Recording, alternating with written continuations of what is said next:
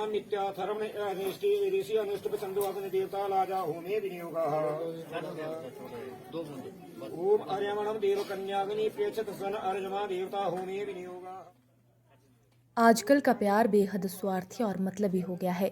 जिसके पास पैसे है, जो अमीर है, जिसकी शक्ल अच्छी हो और भी कई पैमानों पर नाप तोल कर ही बहुत से लोग किसी को प्यार करने या फिर किसी का प्यार बनने के लिए तैयार होते हैं। मगर सच बात तो ये है कि ये प्यार नहीं, सिर्फ सुविधाओं से युक्त जीवन जीने के लिए महज समझौता है। और सच्चा प्यार क्या होता है, इसका प्रमाण सोमवार को मंडी जिला में हुए एक प्रेम विवाह ने पेश किया है। करीब 10 साल पहले मंडी जिला के चढ़ी गांव की हिमा को 12वीं में पढ़ते हुए व्हील चेयर पर स्कूल आने वाले छात्र का व्यवहार बहुत अच्छा लगता था। दोनों की बातचीत काफी अच्छी थी और लड़की मन ही मन छात्र को पसंद करने लग गई थी। खैर 12वीं पास होते ही दोनों के रास्ते बदल गए। लड़की ने मंडी कॉलेज से राजनीतिक शास्त्र में अपनी एमए की पढ़ाई पूरी की और लड़के ने सिविल में बीटेक की पढ़ाई पूरी की।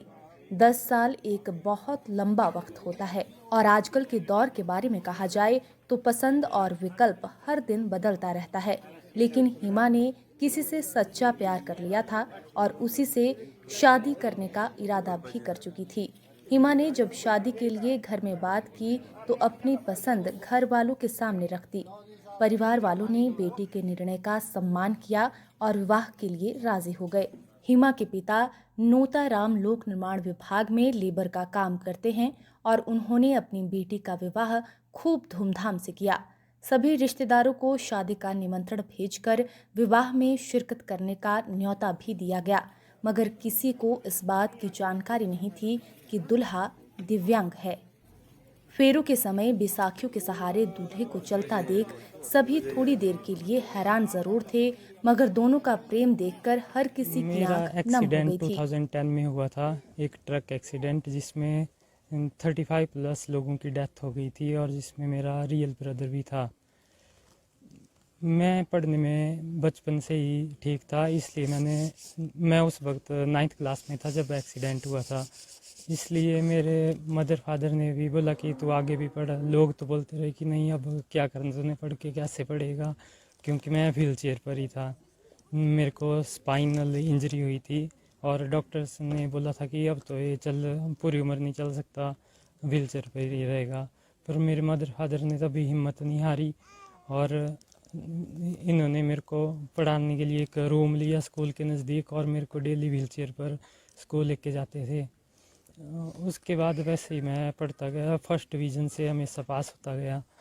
फिर मेरी लाइफ में हिमा आई जिससे मेरी शादी हुई है आज। ये +2 के एंड में आई थी, वो भी मतलब दोस्तों के मजाक की वजह से।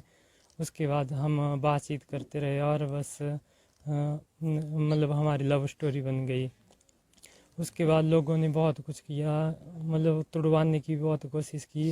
लोगों ने कई कुछ बोला, हिमा के मदर फादर से कई कुछ बोला, पर उन्होंने भी कुछ किसी की नहीं सुनी और उन्होंने इंसानियत को ज़िंदा रखा।